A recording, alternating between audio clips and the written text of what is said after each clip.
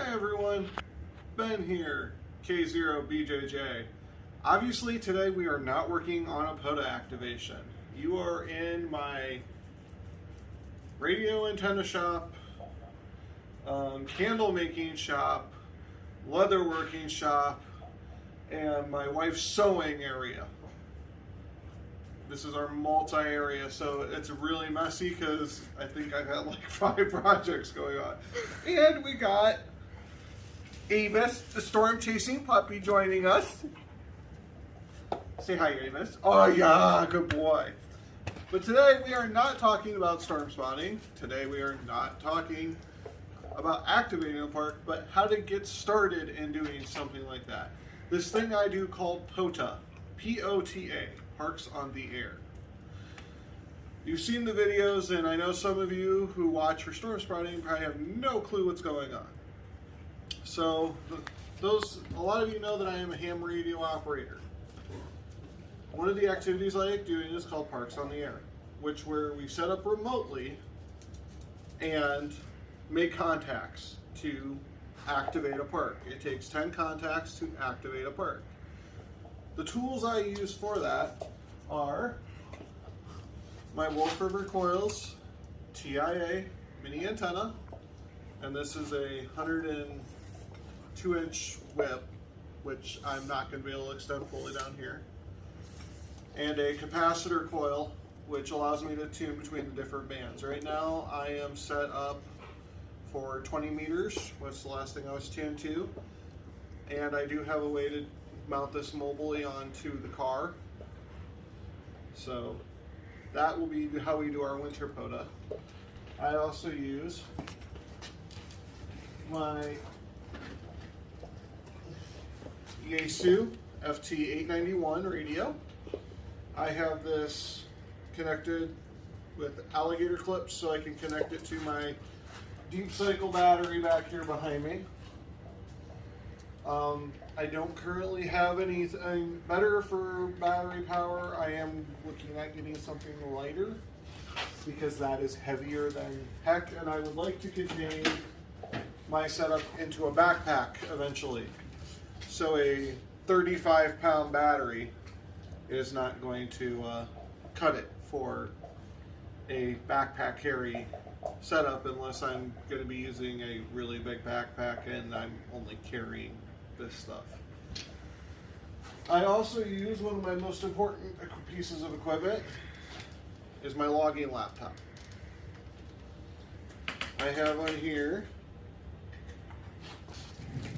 and I forgot to pull up my logging software.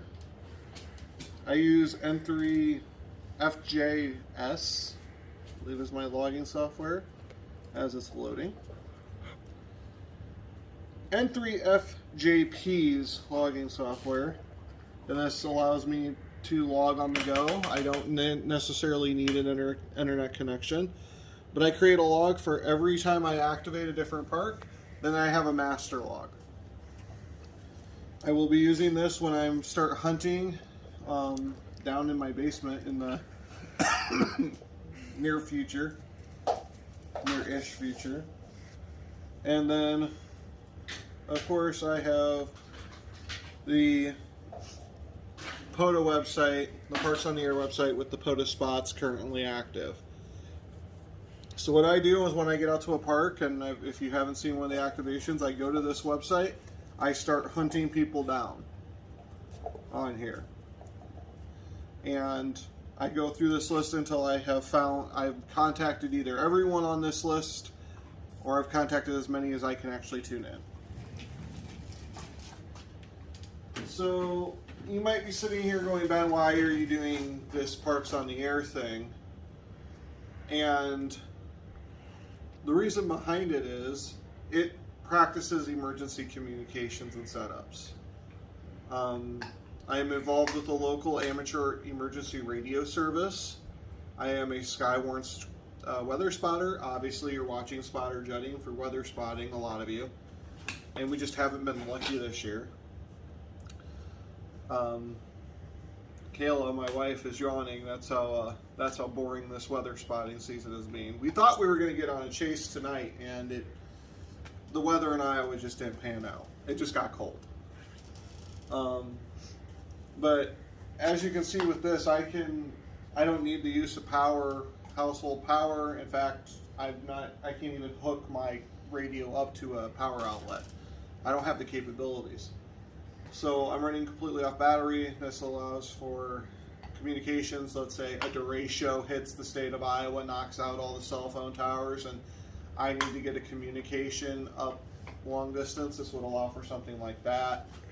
Right now they have certain frequencies that are blocked off due to hurricanes that are hitting the Gulf of Mexico, where you have amateurs set up with antennas like this, long wires, you name it, and they are hurricane spotting.